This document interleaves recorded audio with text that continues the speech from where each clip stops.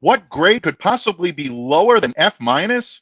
The New England Patriots quarterback showed us on Sunday. Stick around. You're about to be locked in to the Locked On Patriots podcast. You are Locked On Patriots, your daily New England Patriots podcast. Part of the Locked On Podcast Network, your team every day.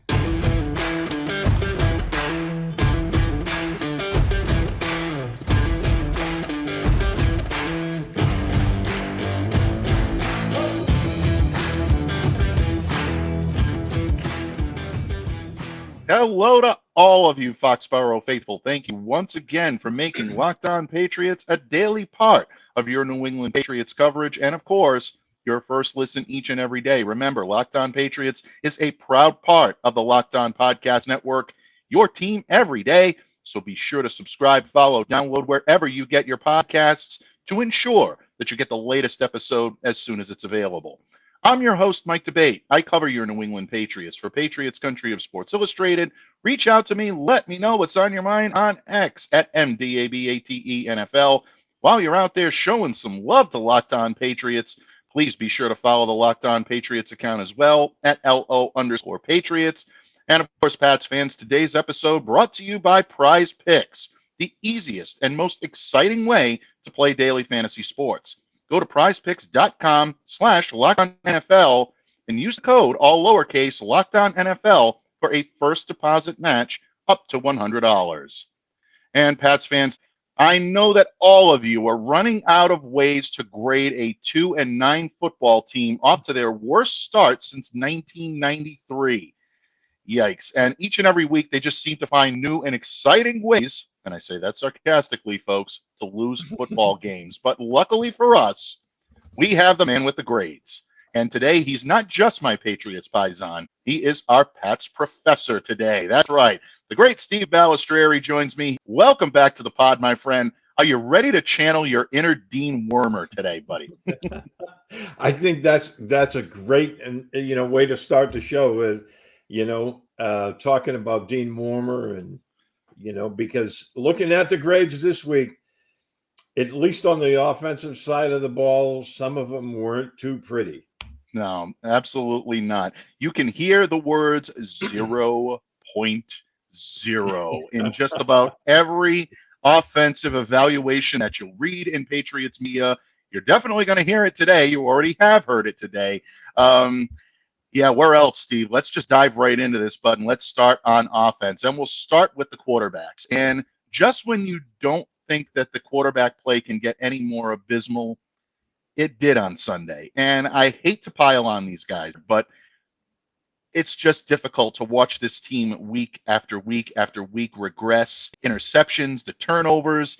Steve, it's just egregious from start to finish. When you look at the quarterback position, how do you not grade them at a 0.0? Is there a possibility to go anywhere else but?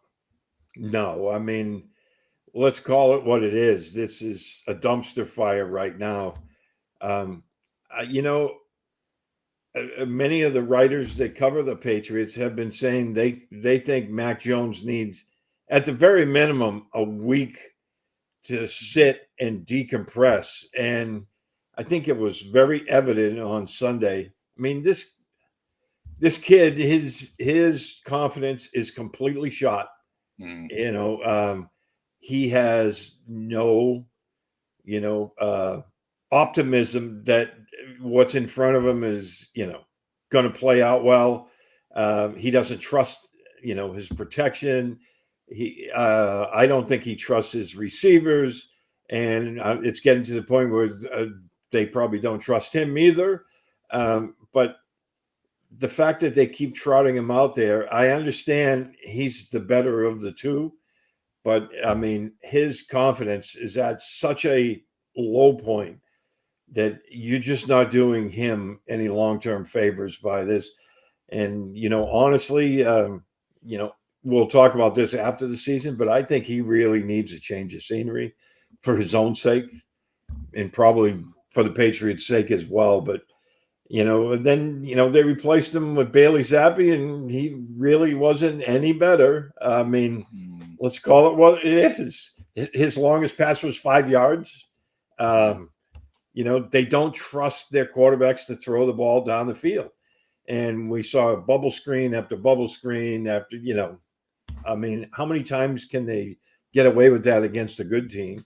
And the answer is not very long. And the proof was in the pudding. They scored 7 points.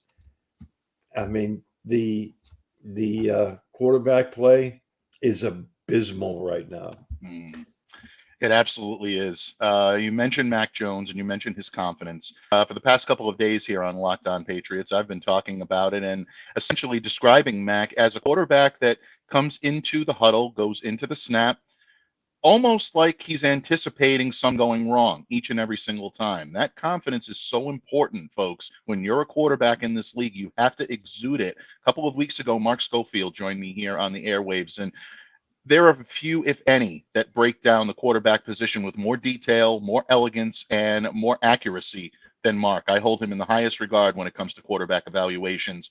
And that was his assessment of Mac, is that confidence has been so shaken that it's almost impossible to imagine him rebounding this year and into next year if he's still around in New England. I think it's interesting that you mentioned a change of scenery, because I think that's where we're headed at this point. It seems inevitable.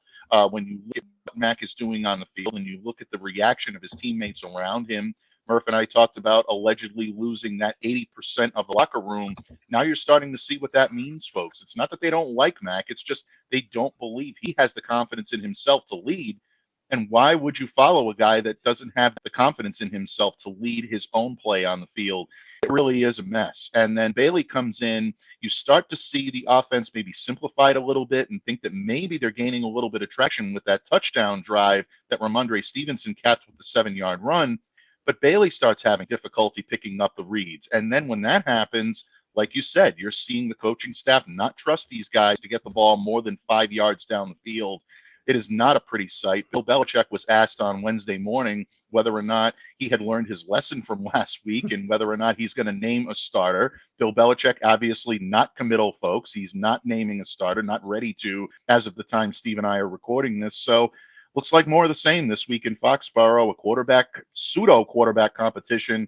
And yeah, I think it's just tough times indeed for the New England Patriots. So offense not off to a good start already. Congratulations, Kroger. You're at the top of the Delta Pledge class, and it's not that great. But bottom line, Steve, I don't want the quarterback's abysmal play to overshadow or completely, I should say, decimate some improved play by some of the positional groups on the field. I think the running backs looked solid. Ramondre Stevenson, 98 yards. He becomes only the second player to compile more than 100 yards from scrimmage in 3 straight games. Last player to do that, folks, 2018 Sony Michel. But bottom line, I think he's doing a very good job, and I like the complimentary job that Ezekiel Elliott did. This running game for the Patriots is showing some promise. I think if they're going to have any success the rest of the year, you've got to ride these guys. Absolutely. That's your only strength right now on the offensive side of the ball. Stevenson, the last three weeks has been progressively getting better. He's getting into that mode that we saw him in last year. And it helps with the offensive line play, which I know we'll touch on here in just a moment. But, he went 87 yards against the Commanders, 88 against the Colts, now 98 against the Giants. He's feeling it now. You can see him, breaking tackles, making plays on his own after if he gets to that first level untouched, that's where he's most dangerous, because when he gets in that second level, he can make people miss or break tackles. And we're seeing more of that. I think Ezekiel Elliott, he had a couple of nice runs. I loved in the second half. He had that 13-yard run you and I talked about offline, where he did the old feed me roll. I love seeing it because it's great.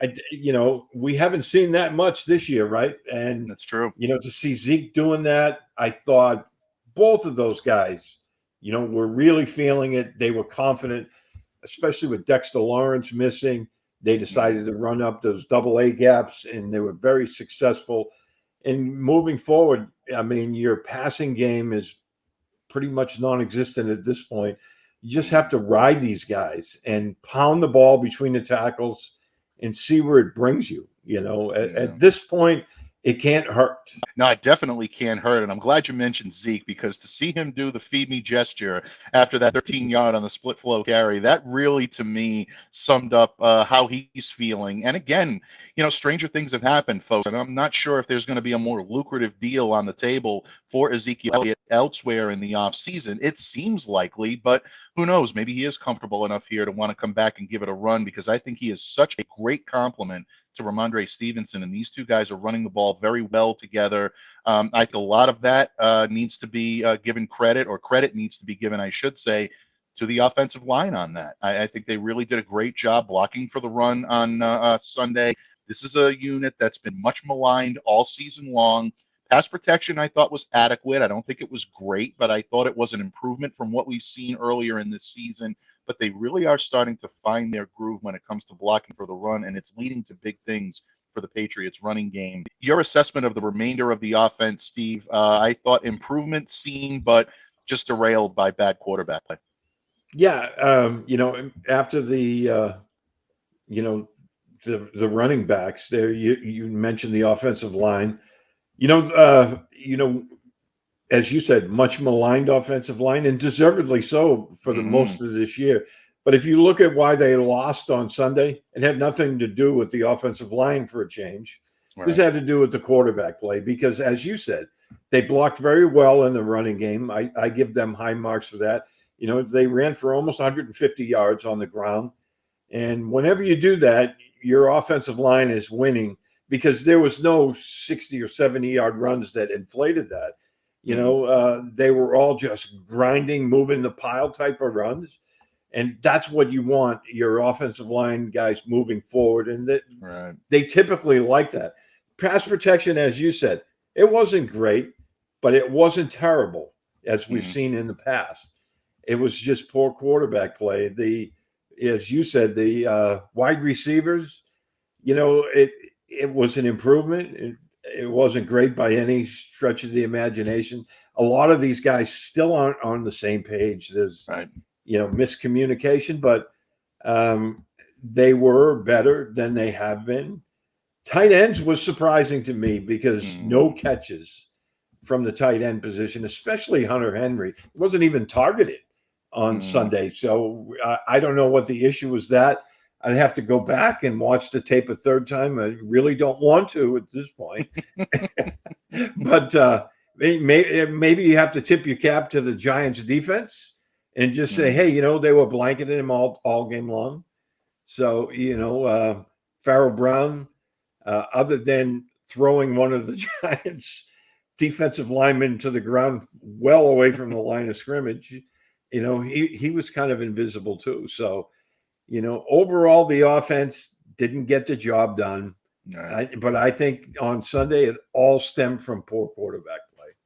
Yeah, it really did. It really and truly did. When you look at the offensive line, Patriots running backs averaging 4.8 yards per attempt. I thought they were also solid in the screen game as well. Devontae Parker had one of his better receptions of the season, the 19-yard reception off of the screen. And that's where this offensive line, I think, really has grown by leaps and bounds. In that screen game, they can get out on the move. So, folks, if you're looking for silver linings, and there are minuscule silver linings right now for the Patriots offense, those are things that you can build on. I agree with you about the pass catchers. They need to get on the same page as quarterback. They're not running the correct routes. If that's coaching on their end, or if that's bad coaching from the quarterbacks, they need to really reconcile that, because it's leading to bad things on the field. And you're seeing that trickle down now into the tight ends. And because of the job that they did blocking, I don't necessarily grade them as a failure, but as pass catchers, you can't grade them as anything higher than a failure. I mean, these guys did not secure a pass all game long. And for a team that's so predicated on 12 personnel and really getting out and showing that you have not just 2, but 3 serviceable tight ends that can catch passes, and you're not utilizing them, something's wrong, and something's going to get missed somewhere along the line. So, yeah, Steve, not a pretty day. This is one where especially the offensive side of the ball is going to want to bury this game film. But defensively, I think the Patriots were on the hard luck side of some pretty bad play on the other side of the ball. And if not for that, this defense might have helped carry this team to maybe even a victory on Sunday. That's how good they were at times. Steve and I are going to discuss what we believe the defense should be graded at. And yeah, don't worry, folks. We're going to get to the coaching and the special teams, because if you think the offense was bad, those units weren't much better. It is not easy to be a Patriots fan right now, but we're going to give you the honest scoop on this team when this episode of the Locked On Patriots podcast continues, a proud part of the Locked On Podcast Network, your team every day. Locked On listeners, the only thing more important than cheering on your favorite team on game day is making sure that your game day table is well stocked. Why root for your team on an empty stomach? Order on DoorDash and save on all of your football watch party favorites. All of your favorite restaurants and stores, from retail to grocery, are on the app, so you can shop everything you need to get game day ready. Pats fans, nothing says game day like some wings, right? Well, now you can enjoy the hickory smoked wings in any of their 14 sauce flavors from Bites at Patriot Place. That's right, it's just like a piece of Gillette Stadium delivered right to your door just in time for kickoff with DoorDash. So act now, and you can get 50% off up to a $10 value when you spend $15 or more on your first order. That's when you download the DoorDash app and enter the promo code LOCKED23. So don't delay, do it today. And don't forget to use the code LOCKED23, LOCKED23, for 50% off up to a $10 value on your first order when you download the DoorDash app and spend $15 or more. Subject to change, terms apply. Locked On listeners, football season is here, and there is no better time to use PrizePicks, the largest independently owned daily fantasy sports platform in North America. In fact, they're the easiest and the most exciting way to play daily fantasy sports. It's just you against the numbers. Instead of battling thousands of those other players, including the pros and the sharks out there, you pick more than or less than on a 2 to 6 player stat projection and watch the winnings roll in. PrizePicks is the most fun I've had, winning up to 25 times my money this football season. And listen up, folks, you are going to love this. With the PrizePicks reboot policy, your entries stay in play even if one of your players gets injured, and that's for football games and for basketball games. If you have a player who exits the game in the first half and does not return in the second, that player is rebooted. And PrizePicks is the only daily fantasy sports platform with injury insurance. And if you're a Patriots fan and you're looking at that injured reserve list in New England, you know all about the need for injury insurance. So don't delay, do it today. Go to prizepicks.com/LockedOnNFL and use the code LockedOnNFL for a first deposit match up to $100. That's a first deposit match up to $100 by going to prizepicks.com/LockedOnNFL and use the code LockedOnNFL. That's LOCKEDON NFL. PrizePicks, daily fantasy sports made easy. Listen up, Locked On listeners. Locked On has launched the first ever national sports 24/7 streaming channel on YouTube. Locked On Sports Today is here for you 24/7, covering the top sports stories of the day with the local experts of Locked On, plus our national shows covering every league. Go to Locked On Sports Today on YouTube. Subscribe to the first ever national sports 24/7 streaming channel. And Pats fans, thank you once again for taking time out of your day and spending it with us here on Locked On Patriots. And we are grading your New England Patriots performance against the New York Giants last Sunday, a 10-7 loss in the Meadowlands. And who better to give us the honest, reasonable scoop than the Pats professor today, my Patriots paisan, my good friend Steve Balestrieri of PatsFans.com. And Steve, we talked about the offense in the previous segment. It wasn't pretty. It wasn't positive. But I think a little more positive notes are going to come out of the defensive performance, because overall, I think this was a solid performance, especially from the Patriots front seven. Let's start there. The defensive line held Saquon Barkley in check. I thought they did a good job of getting pressure on Tommy DeVito. If there is a reason why this team lost on Sunday, it has nothing to do with the play of the defensive line, at least in my assessment. What say you, my friend? Yeah, grading out the defense, the defensive line got an A from me. I mean, you knew going in that, Giants have their third string quarterback in, Tommy DeVito. They have Saquon Barkley. They want to establish the run, right? Mm-hmm. I mean, it only makes sense. They don't want DeVito slinging the ball all over the place, right? Right. So they wanted to run the football, and the Patriots, once again, did a really excellent job of holding him in check. I mean, he had, I think it was 46 yards, and they'll take that all day long. I thought they did a tremendous job, and they helped bring pressure on DeVito. Now, the Giants have given up an inordinate, I can't say that word, amount of sacks, but the Patriots, to their credit, they garnered 6 sacks, and they had pressure on DeVito for much of the game. And, the secondary we'll get to wasn't great in this game, but the bottom line is they held the Giants to 10 points at home. And when you hold the team to 10 points, unless it's a weather event type of game, you should win that game 99% of the time. Yeah, and so the defense did its job. I thought the defensive line was outstanding. Christian Barmore, once again, I mean, he's just, stacking up these weeks and weeks of really solid play. And you have to sit and wonder, if Matthew Judon was healthy, what this pass rush would be looking like right now with him and, on the outside, Barmore on the inside. But overall, defensive line, I thought, was outstanding on Sunday. Yeah, I thought the defensive line was excellent on Sunday as well. Look, I think it begins with the performances that you've seen, the overt performances, guys like Christian Barmore coming up with the sack. Keon White, I think, having his most productive game as a pro so far. 5 total tackles. You got a sack in there as well. Dietrich Wise coming in and chipping in with a sack.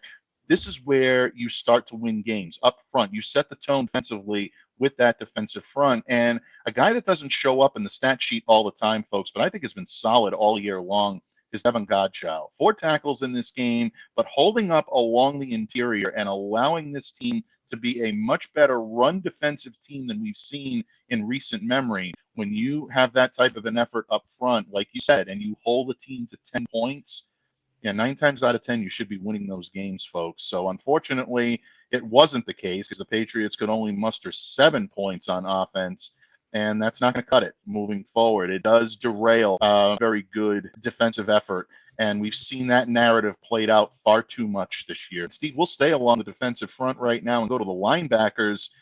Juwan Bentley, Jelani Tavai, those guys are always going to give you great efforts, but I think you should take a victory lap on this one, and a little tip of the cap and nod to the gods to you. What a great game for Anthony Jennings. This was by far, I think, his best as a professional football player. Yeah, I think, he's grown by leaps and bounds. He's getting the opportunity to play a lot more snaps now. His pass rush is coming along. He was in on a couple of different sacks. I know he was credited with 1.5. You could possibly give him both of those, but they shared one with him and Dietrich Wise. But the bottom line, you watch the tape, he does an outstanding job of setting the edge in the run. His pass rush moves are coming along. He's still not all the way there yet, but when you look at the whole picture of him, I think the Patriots have to be really pleased with his development now. I've been beating the drum for him since he was drafted. So, it was nice to see him really doing a great job. But Jelani Tavai, and Juwan Bentley, just solid across the board. I thought these guys played very, very well. They got an A- from me as well, because you look at the big picture. They were stopping the run. They were taking away those underneath routes with the backs for the most part. And that's all you can ask of your linebackers, because they did their job. They held down the fort quite well, I thought. And, again, that is the reason they lost, was not anything to do with the defense. Yeah, again, you look at what the defensive front has been able to do, folks, and you want to look at reasons why this team has been in so many one-score games that could have gone either way. It's because of the defense, and it's because of this front seven specifically that has done a tremendous job kind of lifting up a secondary that has been decimated with injury at time and a lot of upheaval. Jennings, getting back to him for a second, because I do want to give him a pseudo game ball for this one. He had a ton of career bests in this game. 2 sacks, 6 quarterback pressures, earned his first solo sack of the season, folks. Other than that, he had combined on sacks heading into this game, but got his first solo in this game. But a 33% pass rush win rate and an 86 pass rush grade from Pro Football Focus. Those are career bests for Anthony Jennings. So he really stepped it up in this game, and you've got to give him a lot of credit. Playing to his competition, but playing above and beyond, I thought was a great sign for the Pats. In the secondary, Steve, I don't necessarily want to pile on them, but if there was a unit that needed to be bailed out a little bit, it was probably the cornerbacks in this game. J.C. Jackson, I thought, played an adequate game. I'm not going to sit there and say that he played a terrible game or whatnot. There was the double move that beat him for the 41-yard pass play to Jalen Hyatt. You don't want to see that from your alpha corner without any question, but J.C. still led the team with 6 tackles. We saw Jonathan Jones get a rare miss, and that led to, obviously, the Isaiah Hodgins touchdown catch. Overall, if there was a unit that I thought struggled a little bit on this defense, it was the cornerbacks. What do you think about their play this week? Yeah, absolutely. They graded out for myself, which is just my opinion, as a C, because I didn't think they were great.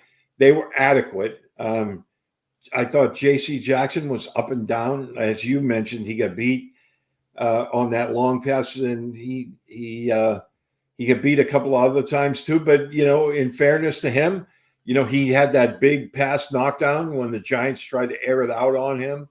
So, he had a couple of good plays there as well.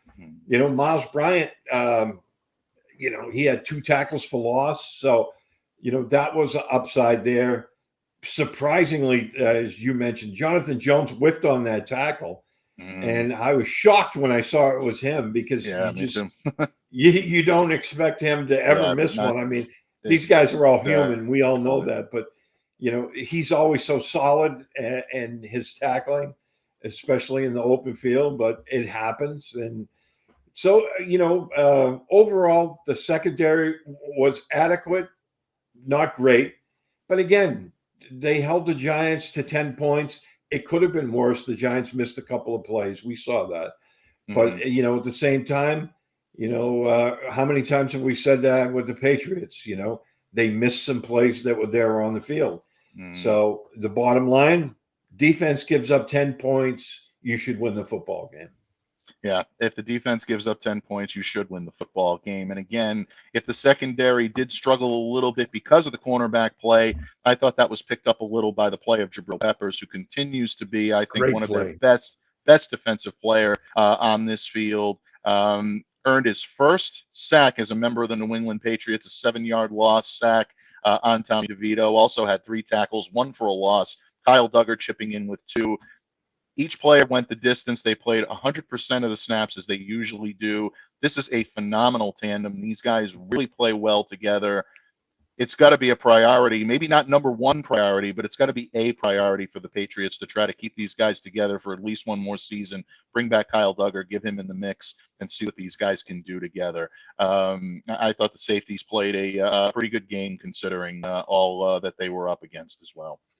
Yeah, I loved Pepper's game, and it was funny because in my keys to the game last week, for the Giants game, I wrote that they needed him to have a big game, and I thought, he answered that call for sure. I think he's been great since the second half of last year when he fully recovered from his injury, and I totally am in agreement with you. They need to make it a priority of bringing both him and Duggar back next year. Yeah, folks, without question, the New England Patriots defense, another solid effort, but another squandered effort by a poor performance from the offense. But if we're being honest, you miss a 35-yard field goal, Steve, you are not doing your job. This unit continues to struggle. And what about the coach's decisions leading up to that last-minute field goal? Steve and I are going to grade the special teams and the coaching when we wrap up this episode of the Locked On Patriots podcast, a proud part of the Locked On Podcast Network, your team every day. Patriots fans, when you're hiring for your small business, you want to have as many top-tier candidates as possible to interview. That's why you have to check out LinkedIn Jobs. LinkedIn Jobs has the tools to help you find the right professionals for your team, to help you do it faster. And here's the best part, folks. They help you do it for free. LinkedIn isn't just another job board. They have a vast network of more than 1 billion professionals, which makes it the best place to hire. Hiring is easy when you have that many quality candidates. So easy, in fact, that 86% of small businesses get a qualified candidate within 24 hours on LinkedIn Jobs. LinkedIn knows that small businesses are wearing so many hats, and they might not have the time or the resources to hire. So thankfully, with LinkedIn, the process is intuitive, it's quick, and it's easy. They even just launched a feature that helps you write job descriptions, making the process even easier and quicker. Post your job for free at linkedin.com/LockedOnNFL. That's linkedin.com/LockedOnNFL to post your job for free. Terms and conditions apply. Patriots fans, thank you once again for joining us here today on Locked On Patriots, grading your New England Patriots loss to the New York Giants 10-7 in the Meadowlands.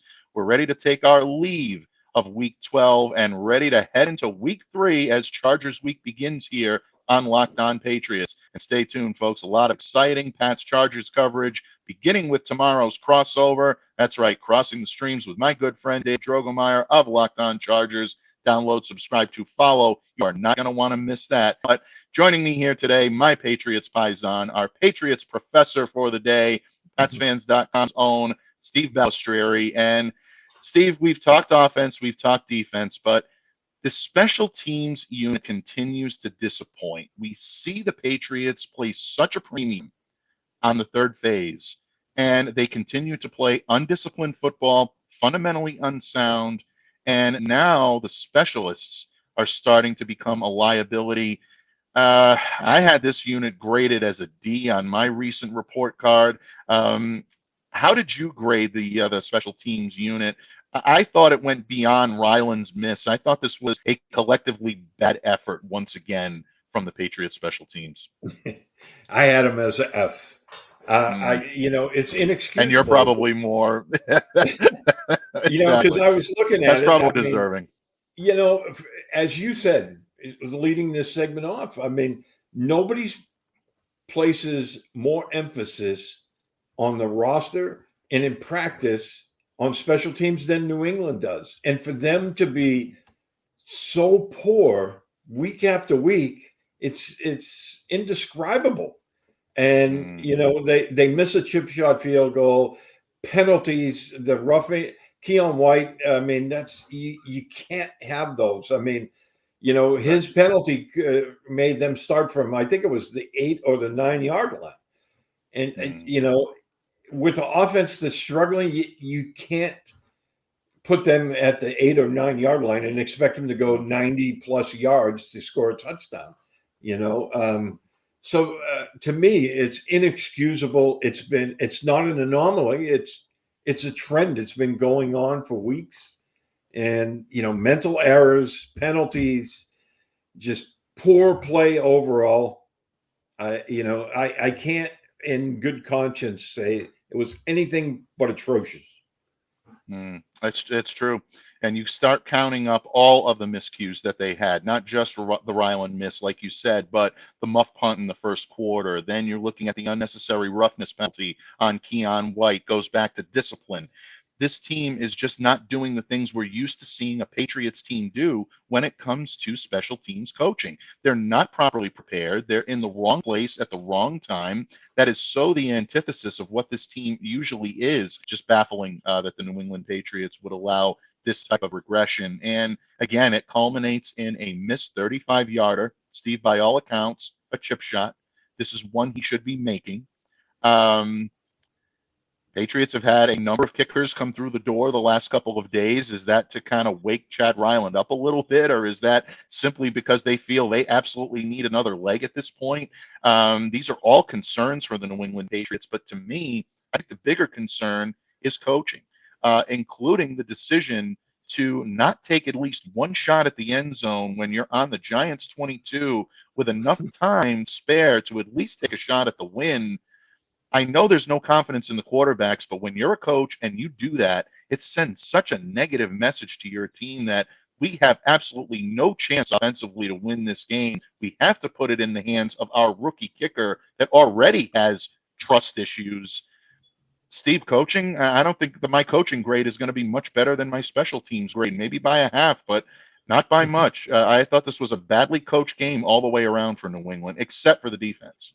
Yeah, coaching got an F, and the defense gets high marks, but it wasn't enough to elevate beyond that because, as you said, they started that final drive at midfield. They had great field position. They had just a shade under 2 minutes, and they seemed like they were not playing for a win. They were very content to try to play for a field goal. And as you said, that sends a horrible message to your football team. Terrible. Because it's like, oh, we're not good enough to win this game. We're going to try to limp into overtime and hope we catch a break. That is not winning football. And it goes, to special teams coaching, offensive coaching, head coaching. I mean, the whole fiasco with the quarterbacks, it's horrible. And things need to change. Yeah, they do. They need to change, and they need to change in, I don't want to say a hurry because I don't think that's where we're headed, but this is going to be a very interesting offseason for the New England Patriots, folks. Do the Patriots need to start right at the top with these coaching changes, or is it more subtle? Is it below the surface? Is it a gutting of the assistants and really bringing in a whole new crew to try to help out? Unenviable task for Bill Belichick, for Robert Kraft. Where does Bill go next year? I think these are all questions that are on the table. Steve, what can I say? I thank you for coming on today, lending your wisdom, your counsel the way only you can. Before I let you go, my friend, please let everyone know where they can reach out to you, interact with you, what you got coming down the pike from the great pen, the great voice of Steve Balestrieri. Well, thanks for having me. As always, Mike, I really appreciate it. You can find me on Twitter at SteveB7SG. I write for PatsFans.com. And today is Podcast Wednesday. I mean, I did a podcast with Russ Goldman early this morning, who said to pass along his best to you. Russ, great guy. And now you and I are recording this one. And in just a few minutes after we're done, I'm recording with Derek Haven. So this is like busy talking Wednesday. Love it. You know what? When you have to pick the best minds in the business, you got to get them on a Wednesday. And that's what we did, folks. We're in that trifecta of great podcasts that Steve is doing. As always, Russ remains one of the great guys in this business, one of the great minds and one of the great talents in this business, as is Derek Havens, truly two of the best guys you'll meet. So a tip of the cap and a nod to the gods to both of those guys. And Steve, of course, thank you for making us a part of that triumvirate that you'll be joining here. Make sure to catch Steve, folks, wherever you see him out there in Patriots media. Anytime he puts voice to microphone or pen to paper, appointment viewing, appointment listening, appointment reading, and I say that without hesitation. And again, folks, we thank all of you for joining us here on Locked On Patriots and lending your support to the pod. We would be nothing without you, especially all you everydayers out there. My unending appreciation to you from the bottom of my heart. And don't forget, Crossover Thursday, crossing the streams, Locked On Patriots, Locked On Chargers, right here. So stay tuned and stay downloaded, subscribed, and followed so you don't miss a second of the upcoming action. In the meantime, I am your host, Mike Debate. On behalf of my good friend, Steve Balestrieri, have a great day, everyone. Stay safe, stay well, and we'll see you back here again tomorrow on Locked On Patriots.